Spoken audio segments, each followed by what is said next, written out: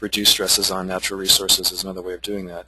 So another way to use this with your students, again, is to ask them, where they might think a particular global issue that isn't up there might hang on this, like education, for example, or climate change. Where would you hang that if you were going to be putting this on this global issues mobile? So again, that graphic you can download from our website, and we'll talk about that in a little bit. And I want to move on now and talk about how we think global issues, and in math in particular, can help your students develop what we call global competence. And the idea behind global competence is that students need a certain set of skills to be able to really effectively participate in a 21st century economy, a 21st century society. And borrowing from a gentleman, Anthony Jackson, at the Asia Society, he's laid out 5 different things that he feels students need to be able to do. So you can see those up there, anything from investigating the world to taking action, so the whole realm, and being able to apply a whole host of different skills to that. So that sounds great, and it's meaningful, I think. To communicate that to our students, though, I think often it gets lost in translation. And so what I've tried to do here is meet us where our students are at, with the idea being that those are the skills on the left that we want them to have, but this is often really where students are at in their lives. So they're curious about things, they want to share about them, they want to be involved, and they have skills that they want to bring to bear. And so I think using something like real-world math to get them engaged in it is a way of harnessing that energy of your students and allowing them to be involved in using real mathematical skills, but also developing their competence, and maybe doing 2 things at once and not actually realizing it.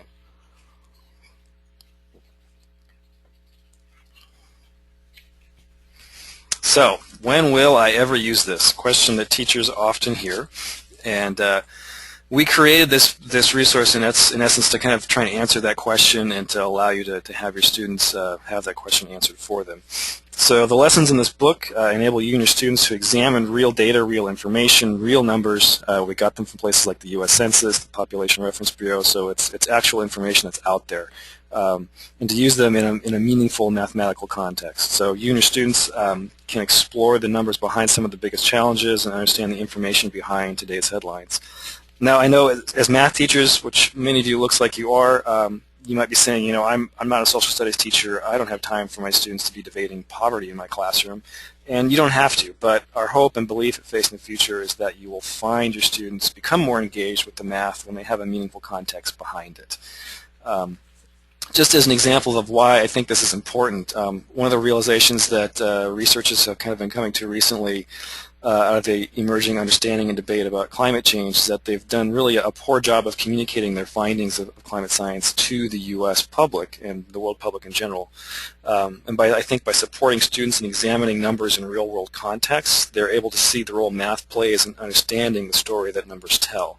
So furthermore, by providing these opportunities for your students to engage in debate around these issues and explore them, explore the data associated with them, it gives them a chance to become more conversant in the language of mathematics and also to increase their collaboration and thinking skills around those topics as well. So real-world math is a collection of a teacher's guide and a student workbook. We'll be going through a couple lessons from the teacher's guide, sharing with you an example of how a teacher has used this in her classroom, and talking about the standards alignment as well, and giving you an example to look at those. So with those 15 different lessons, the investigations are built around having students use their mathematics knowledge in the context of really 21st century skills of critical thinking and collaboration, working with their peers in developing their global perspective in a mathematics context. These skills combined together really help them get prepared for the future and engage them in problem-solving activities similar to what ones they'll be asked to deal with on a daily basis, professionally and personally as citizens in this country. Now, the way that this book can be used, we wanted to make this as kind of multi-purpose as possible. So the idea behind it is that you don't have to do it in one particular way. You may decide that you're teaching a particular issue or a particular subject, and you want to have your students get really involved right away at the beginning, so you can use it as a hook activity to start things off. It may be that you've already covered a particular mathematical skill, and you'd like to kind of go back and reinforce things, so it's an opportunity to do that in a new and different way. It could be that you want to use this as kind of an assessment at the end of a unit, to get a real-world context to have your students use the skills they've developed. And it may also be that you want to have opportunities for students maybe who are working ahead of the class, or maybe need a differentiated instruction approach to look at things in a different way, so you can use it individually in a small group or with your whole class. One of the things that we've just recently come out with in response to teacher requests is the ability to have all of our lessons in a searchable database for state education standards. So what you see there is just a snapshot of what our standards tool looks like, and I want to take you to our website and just show you how to navigate this so you can go back and use it with either the real-world math lessons or something else from our website that you find to be useful. So I'm going to click on that link, and it's going to open up in the browser if I've done my technology correctly. So this is our website itself, and there are lots of different ways you can navigate to the standards page, and I'll show you those as we move along. So I'm going to try to give you some visual, try not to get you seasick here by clicking on things too quickly, but you can see on the page itself, I'm going to click on the All Resources link because we know we're using the math book. I'm going to scroll down to Real World Math and then click Search, and this is going to pull up all the lessons in Real World Math, and we're going to look at Lesson 1. So I'm going to say, okay, let's look at the standards for Lesson 1. And let's say, I know there are a couple of folks from California who signed up for this, so let's click on California standards and see what lessons there are that align with it and what standards there are. So you can see we've got California Grade 6 Math Standards, Grade 6 Science Standards as well, and I'm going to do my best to scroll down here slowly so you can see we've got Grade 7 and also Grade 8 as well, so math and science alignments. And that's available for every state, and also we have aligned them to the Common Core, or excuse me, the 21st Century Skills Standards as well. So you could also look at that in the same way, but maybe you know what particular states you're in. You want to look for things with a certain grade level, for example. So I could choose, which state I'm in, which grade I'm in, and then which subject I'm teaching, because it could be that you're using something outside of a math context, and it'll give you the standards alignments for that as well that way. So several different ways to access our standards, and we hope that you'll find this to be a useful tool when you're doing your lesson and unit planning. The other thing that we were striving to do was to recognize the fact that this is going to be used in several different contexts, and often it's going to be used as a supplement with other materials. So we took a look at what are the more commonly used, more popular math textbooks in the U.S. and created an alignment table so you can see if you're using one of those books up there. So maybe you're using the Prentice Hall Pre-Algebra book, or you're using Connected Mathematics, or Passport to Algebra. Any one of those books, if you're using those already as your primary classroom textbook, you can then take a look at that chart and see which lessons align with which chapters or which units in those particular textbooks there. So, excuse me, that is in the beginning of the teacher's guide, so that table is there, and you can also access that online and download it as a free website download. So let's move along, and I want to give you a chance to really kind of look at the lessons and the units themselves. So there are 15 different lessons that I spoke about, and that's the title of them, each one of those there. We're going to look at lesson number 1. But I want to give you a chance to also look at all 15 of them there. So what you're seeing are essentially the mathematical skill that's covered and the global issue that it's done in the context of. So lesson 1, for example, that we're going to look at is introducing number patterns using waste and recycling as the context. And you can approach this as a couple of different things. You can say, I want to reinforce a particular mathematical skill, so you may search for the skill, and maybe it's it's integers, or maybe you're working on surface area and volume, so you might move over to chapter 12. Or maybe there's a particular issue or idea that's important to you, or that's already in your curriculum, and you want to work more with your students on this in a mathematical context. So maybe you've been looking at resource distribution or food in your classroom, and food is becoming a popular issue. Maybe you have a school garden. So you might look at chapter 4, which is using food in the skill set of solving algebraic equations. So 2 different ways that you can approach this, and I think this makes it really useful and versatile for kind of reinforcing those math skills again, like we talked about. So that quote there from Lily Tomlin, I think is just a nice snapshot of what this first lesson is about. We've all gone to the store, we buy something, we get this plastic bag, and then we put the bag back in the trash. The beginning of each chapter in the teacher's guide starts out with a set of critical thinking questions and some objectives. So you can see there in Chapter 1, students are exploring number patterns that are related to the disposal and recycling of plastic bottles. And they look at long-term trends in waste production, and per person they graph them. Students break them down in percentages of various materials that compose our waste stream. So we're asking them to think about this in this context. So these are the questions, kind of the overarching questions for this first chapter. Moving along, the objectives for the first chapter, which you're going to see here in a minute, are kind of two parts that we want them to be involved in looking at.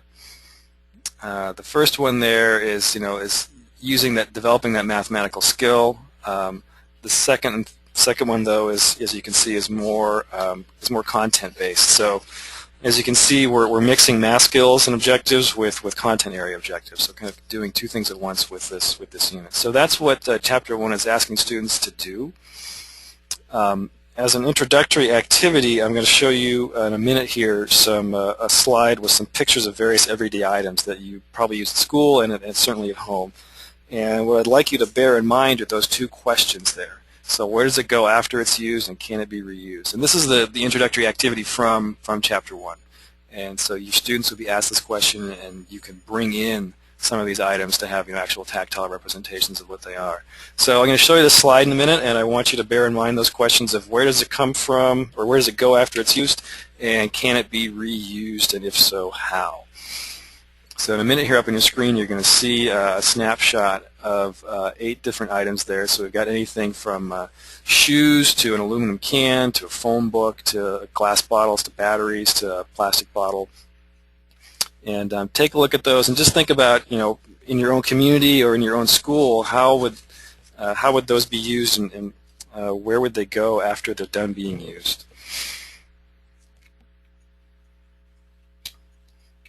And then moving along with those questions, so maybe you already know what the answers to those are, taking a look at those. And then let's think about these questions. So these, again, are questions from the group. So is it okay for all these items to be landfilled? And I have a poll question I'd like to ask you here. So on your screen in a minute, you're going to see a question come up. And imagine at your school, where does a plastic bottle go after it's been used? And so, does it go to a landfill? Does it go to an incinerator in your community? Does it go to a recycling center? Or I don't know where it goes, or maybe your school doesn't allow plastic bottles. So take a minute to answer those questions and pick your answer. And once everybody's finished voting, I'll close the poll, and let's just take a look at what everybody says.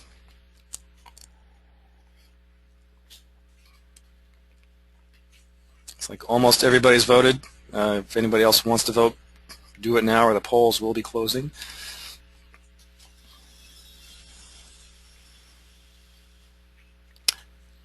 Okay, it looks like everyone's voted that's going to vote. I'm going to go ahead and close the poll here and share the results with you.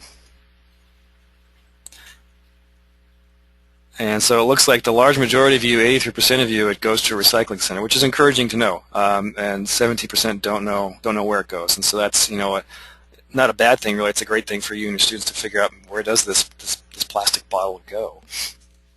So we've thought about where the plastic bottle might go at your school. Next thing I'd like to do is actually ask you another poll question here, and I'll get that up.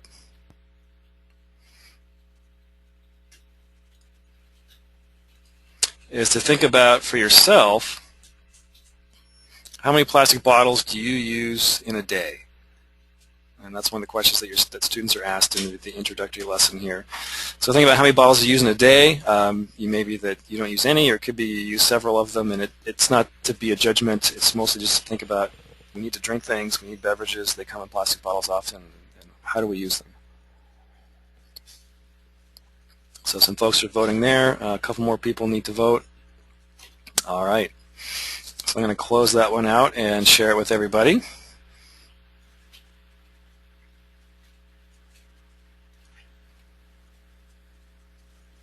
And it's coming up here in a minute. So it looks like overwhelming majority of you, 80% of you, don't use plastic bottles at all. which is great to hear. I think that speaks to maybe who we are that decide to log into this webinar, but also if we were to expand this to the broader context of our school or our particular classroom, think about what that answer might be, or in your community at large. We certainly know plastic bottles are used to a large degree. So if you've used a plastic bottle in your day, or if you know somebody who has, let's go a little bit further there and think about how many plastic bottles do you think are used in 5 minutes in the U.S. And I'm going to throw up one more poll question there. And you've got some choices anywhere from 700,000 or 0.7 million up to 3.6 million. So take your best educated guess, or maybe you already know the answer, as to how many plastic bottles you think are used in the U.S. every day in 5 minutes. So a very small period of time, just 5 minutes, but there's over 300 million of us in the U.S.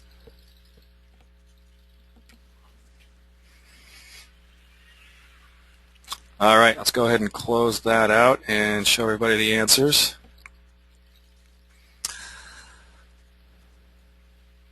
So the survey says we've got a couple different ideas of how many this might be. So the majority of folks think 3.6 million plastic bottles are used in 5 minutes in the U.S. every day. A few people think it's 1.2 million. A few think that it's 2 million. So let's go ahead and hide this.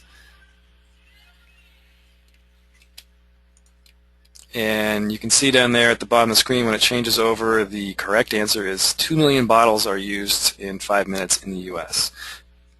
So that's a lot. It's a big number, actually kind of hard to imagine in your head, but in a minute I'm going to show you a really interesting art project that an artist did that is a nice way to kind of encapsulate that idea, that gives you a better sense of what 5 million bottles looks like.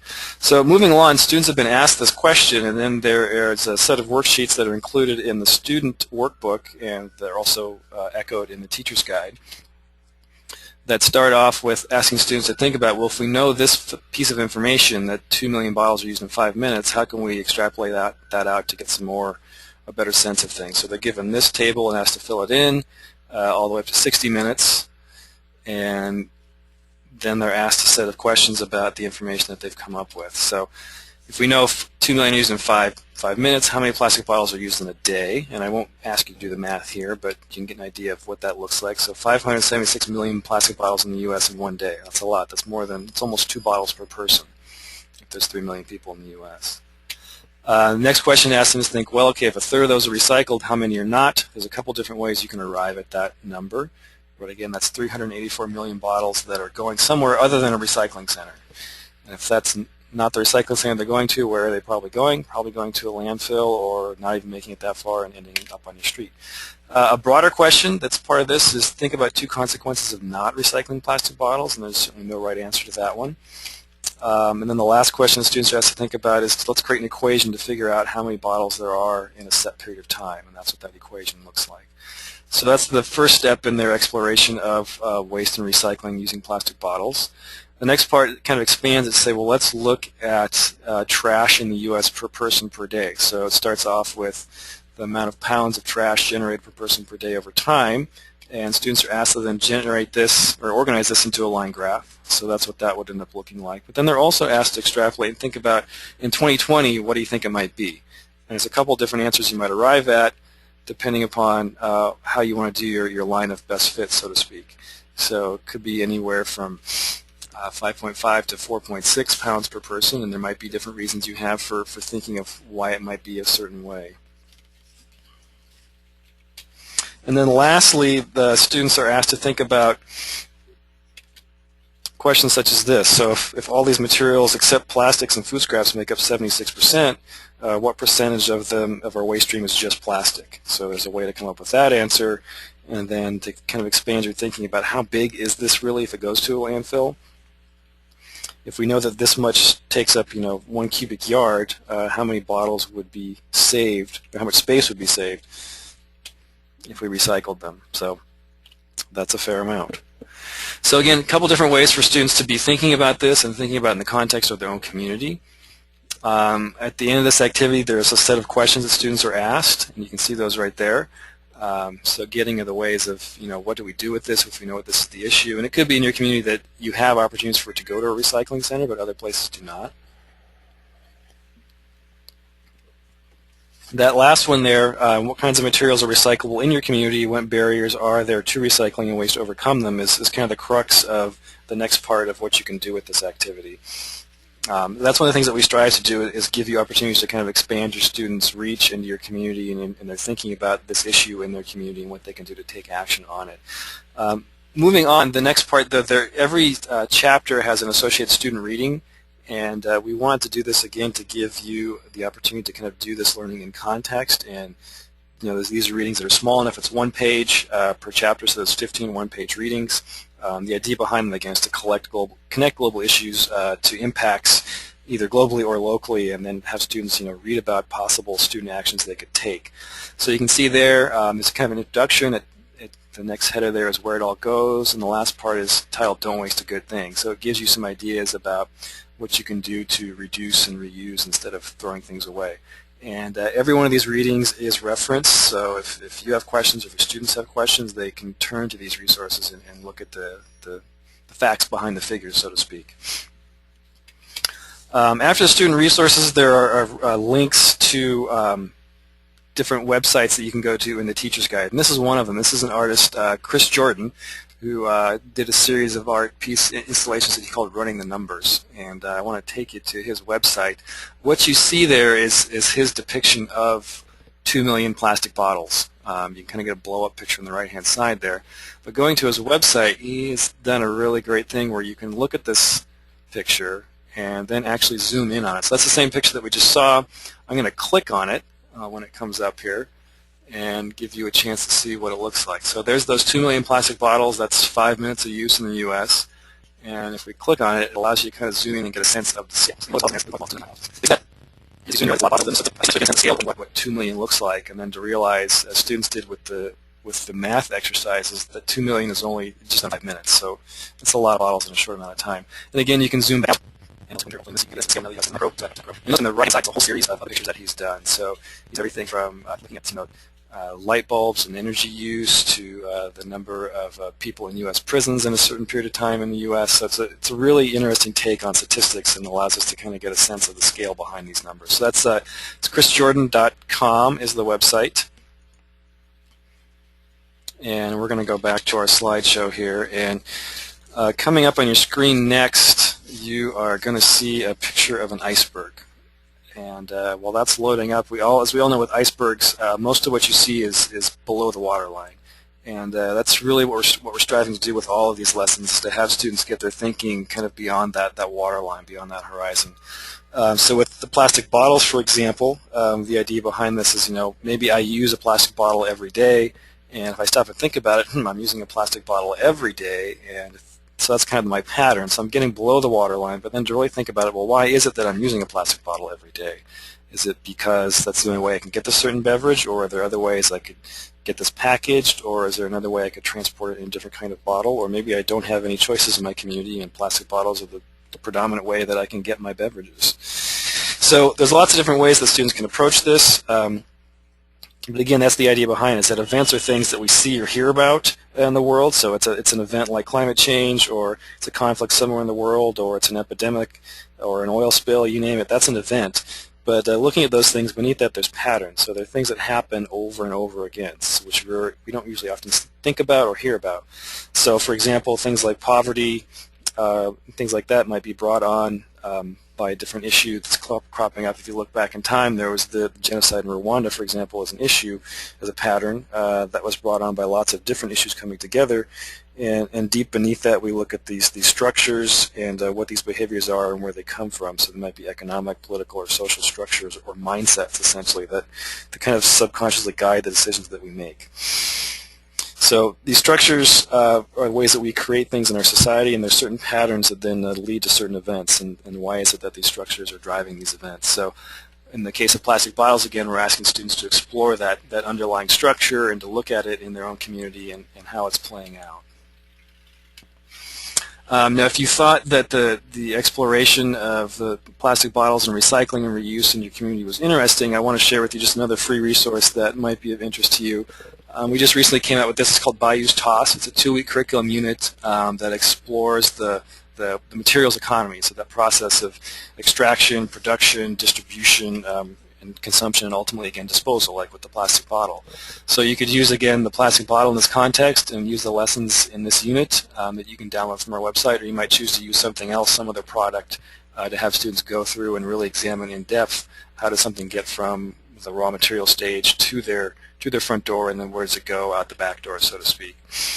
Again, it's 10 different lessons that students can be involved in. It's an interdisciplinary unit again, so it looks at everything from, what is garbage and where does it come from, to where do things come from when they're manufactured, the cost of production, how did they get them to us, and then really thinking about, if we know this is the current system, how could we redesign this system to make it more optimal, to really account for more opportunities to reduce and reuse things. So that's Bayou's TOS. Again, you can download that from our website for free, and we'll be talking about that in just a minute. I want to move along, though, and talk about one teacher's use of real-world math in her classroom, and that's using lesson number 11. So looking more at the geometry of things instead of the number parts of things. And lesson 11 deals with area and transformation, and uses wildlife habitats and the larger idea of endangered species as the context for this. So we're asking students in this one to think about what are ways to conserve and protect endangered species, and what does environmental protection have to do with our own lives and livelihoods. And again, those kind of interdisciplinary objectives there are asking students to be involved in finding the area of different polygons, but also to think about how habitat size and location can affect different species, and talk about what does it mean to ensure that a species can survive, and how is that important for humans as well. So it uses snow leopards as the kind of banner species for this lesson, and they are looked at in the context of their habitat, which is primarily in Central Asia. The lesson starts off with students being asked to write one unique thing that you can do, and if you were to think of this for yourself, what would you write down? So it's something that you're proud of, not something that not many other people can do. And if you think about that for a minute, you're going to come up with something, and it could be something silly that I can ride a unicycle backwards, or it could be something really useful that I'm able to I used to be an EMT or something like that, and so I know how to do CPR on people that not everybody else does.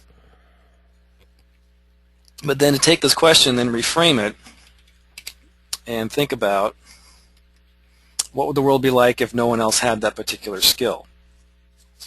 And the reason for asking that question is, just like with a particular skill, if we didn't have people able to do CPR, that would not be a good situation for the health of our community. And to think about, well, what happens if a particular plant or animal that brings a certain set of skills to a habitat, to an ecosystem, what if that plant or animal disappears? And often, realizing that if one species is affected, or if one species goes extinct, many are affected by it. So this introduces the concept of endangered species, and uses, again, snow leopards as the species in particular that this is the example used in. What you see coming up next is a picture of one of the worksheets from this lesson 11. So students are asked to think about the area of different animal habitats in the wild and in a zoo, and to think about how size and location might affect a particular species. And so snow leopards in this particular example. So a teacher in Florida, Amy Spees, used this lesson with her students to quite a surprising and engaging effect. With her students, they created a native habitat garden in their school. So it went really much beyond the classroom and the worksheets here, and I want to just briefly explain to you what she did. So Amy taught at a school called Community Learning Center East, which was grades 7 through 10. So it's for students who may not have been successful in the traditional classroom settings. They came to this school, and Amy was able to provide them with a really engaging context for developing their mathematical skills. So what she ended up doing was doing this lesson with her students, and then they really kind of took it and ran with it. So Amy kind of gave us a rundown of how she did this, and one of the things that she wrote was that the lessons reinforced the mathematical skills of area and transformation, and the students were asked to calculate the perimeter for the border of the planting area, and found the area, had to find the area for things like weed cloth, calculate the volume of the mulch they would need. The lesson, as she also mentioned, kind of unexpectedly brought up metric conversions, since they needed to know how to convert kilometers into meters. They also ended up bringing in geography, because students were wondering, well, where do snow leopards live? And so they started looking at Mongolia and Pakistan and Afghanistan, their habitat. There are some other kind of fun teachable moments. Students working on the worksheet were wondering, well, where is the Bronx Zoo? Because that's one of the the habitats mentioned is the Bronx Zoo for snow leopards. One student thought it was in Mexico, but so it gives you a chance to kind of interconnect why you're doing math with this geographic as well. And also because of what's in the news these days, she was able to connect snow leopard habitat to what's happening in Pakistan and Afghanistan, because that is snow leopard habitat and also a lot of conflict happening in that area of the world. So she was also able to, allow her students to really not only show sufficiency or their proficiency in mathematical calculations, but also the project became a catalyst for this large-scale all-school habitat project, which math skills were reinforced. So rather than using just prescribed practice items, it provided real-world skills. And as she said, it wasn't just an add-on, but it was a replacement of less effective materials. So you see there students working on kind of the end result of what they came up with this habitat guard. So there are native plants there, they're drought resistant for their area in Florida. And the students, they had to work collaboratively to ensure that they had the correct mathematical calculations. They had to brainstorm ideas for this project. It also incorporated communication skills because they were working together. The language arts teacher at her school also got involved in the project, and students did a research and writing, including persuasive papers about why it's important to have native plants. So it also generated some publicity for her school. The local paper came. Kids really started to take ownership of this and felt some pride in their work. And as a result, the project kind of grew because of that. And it allowed them to, kind of showcase their school. They were doing tours. They created slideshows about this and got some publicity for their school. And they also worked with all these native or community groups there. So the owner of a native plant nursery in the area got involved. They worked with organizations like the National Wildlife Stewards and the Florida Native Plant Society to really get students thinking about this is what our community is about. This is what can happen in our community if we get involved with these different organizations. So that's just, I think, one kind of inspiring example of how you can use this with your students and really get them engaged and ultimately often have the chance for them to kind of go with it because this spurred them on in their own skills and interests. Coming up next, I just want to show you a snapshot of our website and demonstrate for you how you can actually get to the free resources from Facing the Future. So clicking on this is going to take us to the home page, and I want to show you how to navigate there. So that's, if you clicked on the curriculum link on the home page, you would then be taken to this page where you can download these free resources. And if I click on, let's say we know we want to work in math, so I'm going to click on Downloads by Subject over on the left-hand side there, and that's going to take me to the subject page. And I'm going to scroll down, and I want to look at math curriculum, so I'm going to oops, sorry about that, folks. Going to click on the math curriculum page, and that comes up here.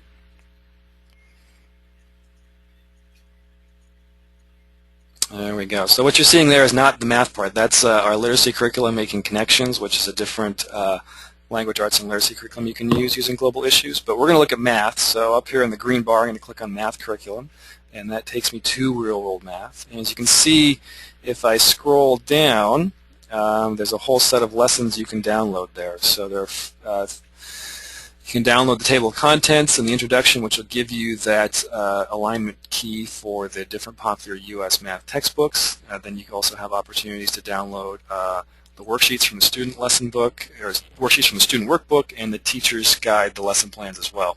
So just by example, let's look at, we'll click on the first one here for Chapter 7.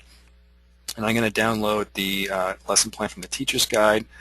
It'll take you to a page. You just need to enter your email address. So I'm david@facingthefuture.org. I type that in and hit continue, and that's going to bring it to download. Depending on how fast your connection is, it may come up relatively quickly, or it may take a few minutes for it to download. It's going to download a PDF, so you want to make sure you know where downloads go on your computer. Mine go to my desktop, some go to a download folder. Once you've got that, you can then open it up, and you've got your lesson plan right there.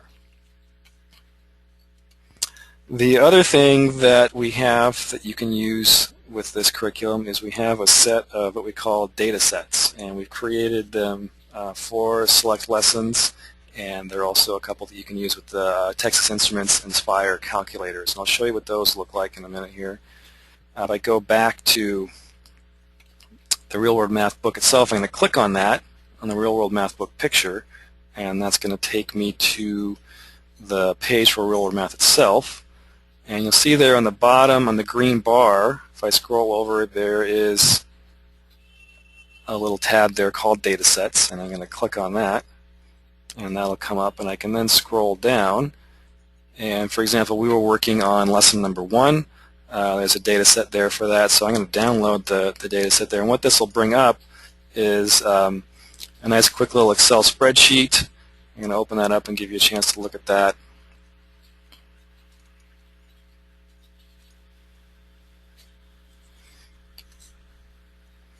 And it's going to open that up. So you can see there, this is that table that we were looking at earlier. And so, for example, let's say students were asked to then graph what happens in 2020. I might write that down, and I think, okay, it's going to be 5.5 pounds of waste per person. I can then, with my students, work through, and let's create a line graph for this. So I'm going to highlight that area and go to Insert in Excel and click on Line Graph and pull that up. And you'll see a few quick moments coming up here. It's generated a nice little line graph of our data. So it's, again, another way to involve your students in working on this. They may choose to have extra data depending upon how far you want to project this. But again, a different way of engaging your students using a different piece of technology with these math lessons.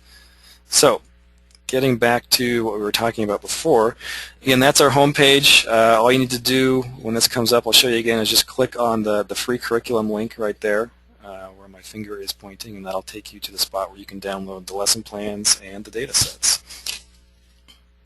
I'm going to wrap things up here. Just a couple of things if you want to stay connected to us. Again, that's our website, facingthefuture.org. Some of you already are on this list, it looks like, but we send out a newsletter electronically once every 2 months. One just came out, so you can go and download the old one of that from our website, or you can sign up for our new one as well. Another opportunity is our Peer Educator program. I'll just briefly tell you about that. It's an opportunity for you to share what you're doing or how you're using Facing the Future lessons and global issues in your classroom with other teachers by going to conferences and presenting a workshop about it. We are able to underwrite some of your costs for going to that conference, and you can learn more about that on our website as well. We're going to send you a survey probably about the next 6 months, and we really encourage you to fill that out because it's through that survey that we created this math book. As people asked for it, we got kind of a resounding call that we need this resource, and so we created Real World Math. And lastly, again, that's my email address, dave@facingthefuture.org. And for those of you who are here today, I will be sending you a copy of the slides, and you'll also get a link to the archived copy of the webinar itself. So it'll be a video that you can watch stream on the web, and that should be up by the end of the week, hopefully. So thank you very much for joining us, and I hope you have a good afternoon and evening, and look forward to hopefully hearing from you again. Have a good afternoon.